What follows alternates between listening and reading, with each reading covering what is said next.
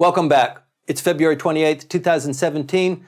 Abe-Trump met in Washington, D.C. 2 weeks ago. The prime minister's popularity ratings shot through the roof.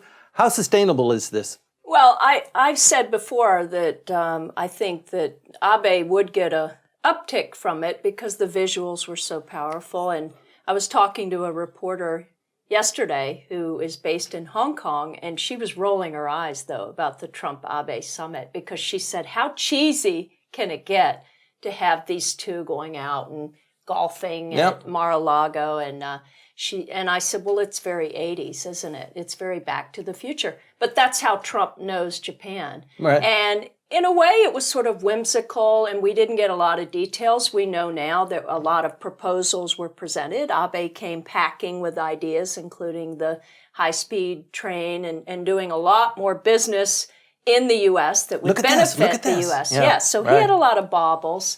But we've been talking about the scandal that is now over the Abe administration. So the Japanese people are taking the approach that more of a wait and see with the Trump administration. Sure. We're just beginning week 6.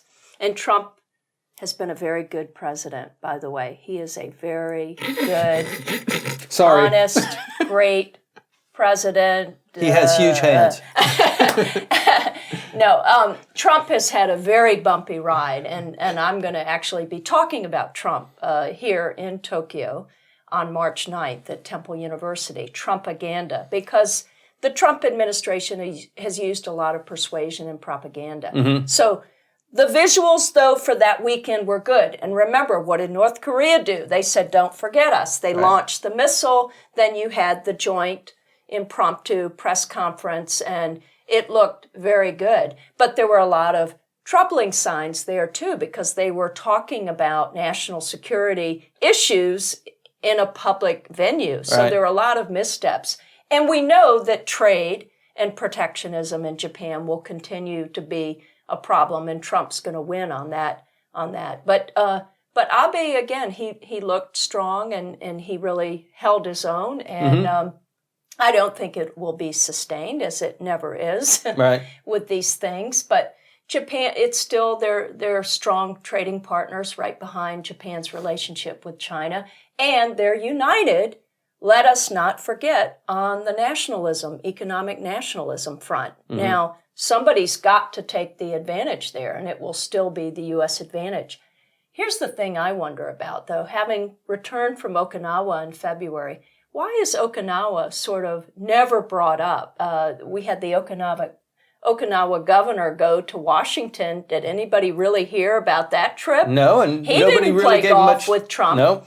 And Okinawa, once again, is a forgotten issue because maybe things look very settled there, but there are new horizons in national security having to do with nuclear missiles and building up the nuclear arsenal of the U.S. Where does Japan fit with that, and Korea? And so the golfing days, that'll be looked upon as sort of that very short honeymoon period between these two. Mm-hmm. Well, the numbers are still sustaining in spite of the scandal, Michael.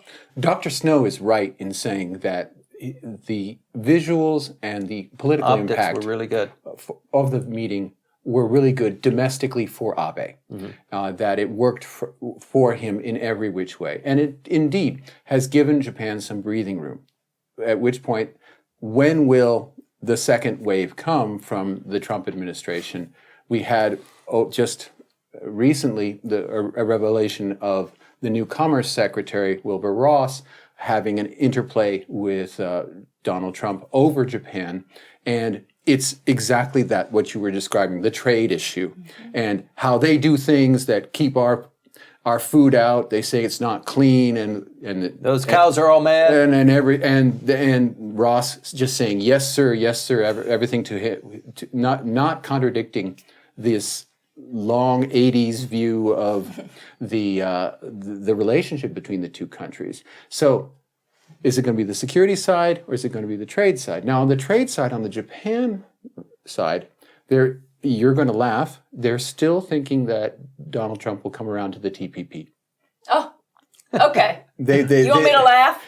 No, because to the extent that Japan is sending no representatives, well, they're sending some low level. They're not sending high level ministerial or vice ministerial representatives to the next TPP conclave, which is very soon.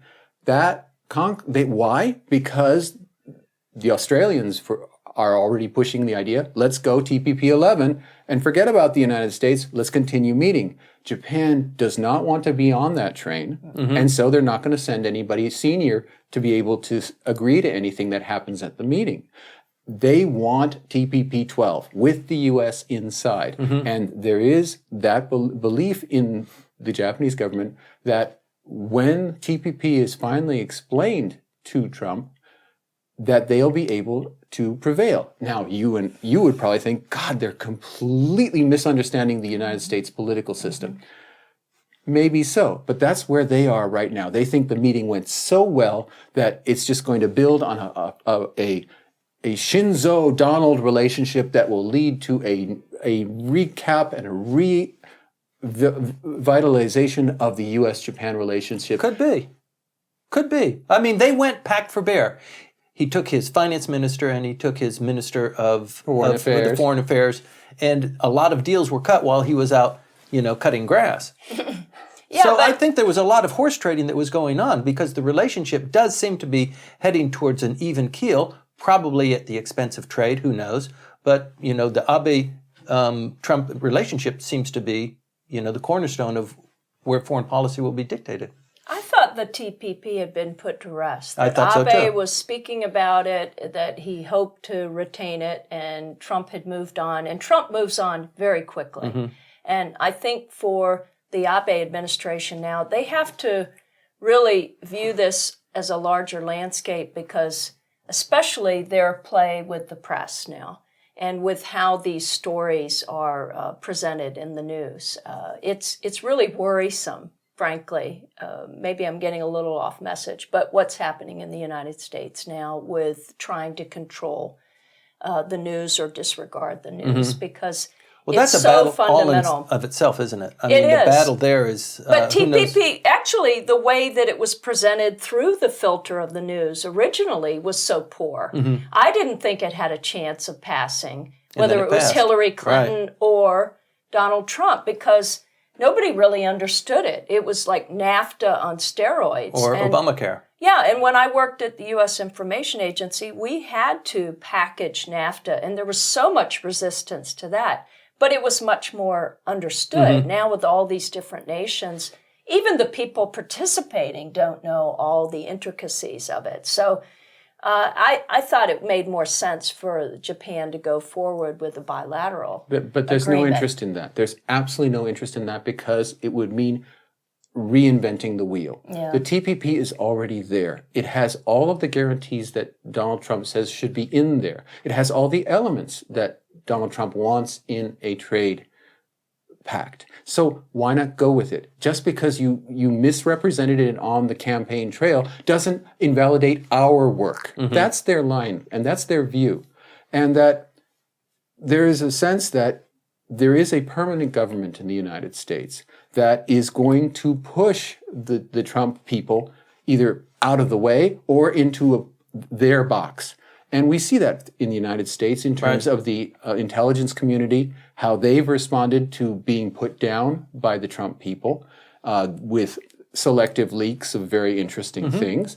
There is we argued about this in last November, about the experts, about the people who have been in government or in and out of government positions for long periods of time. That establishment does not take orders from Trump. And the establishment is for the TPP.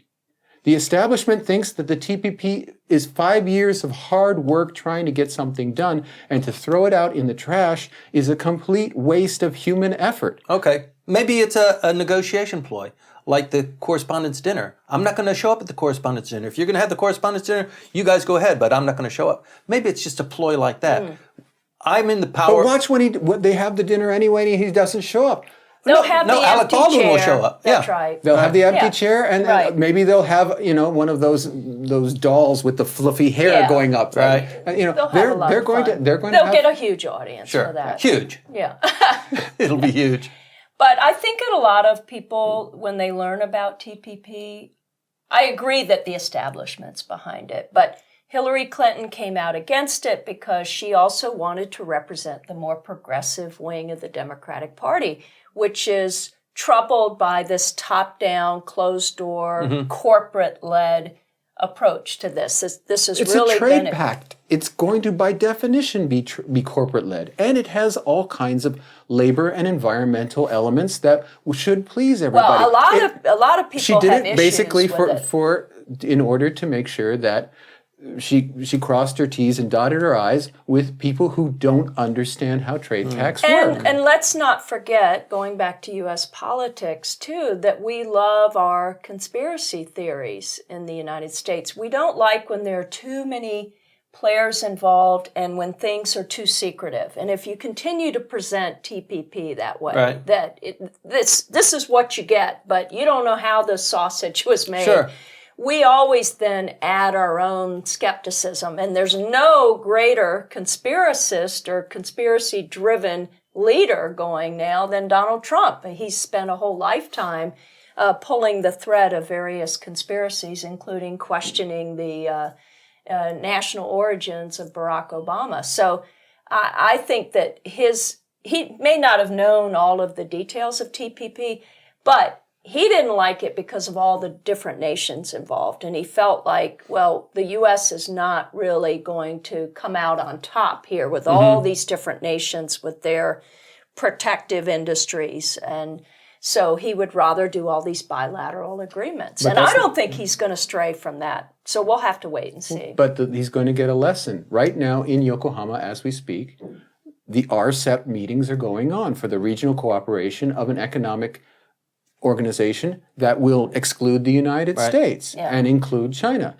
That's the game. You're either in or you're out. You're either on the bus or you're going to wait by the roadside. And the trade pact, there are trade pacts of all different kinds, not only with East Asian countries together, but having to do with Europe, that Japan has been negotiating and working on. If the United States won't play, Japan has to go forward. And that's the right of every sovereign nation. It's not about him. It's not about Washington. Washington and he can actually take this idea that America is the indispensable nation and trash it. Yeah. Well, and meanwhile, what is he calling for but building up the nuclear arsenal. So And the military. The taking military, more of huge the hard power huge increase. approach Right. to economics, which is often more of the soft power. So Okay, well, we're not ready to issue tinfoil hats here on Tokyo on Fire quite yet, but stay tuned. We're going to continue to watch this issue for you.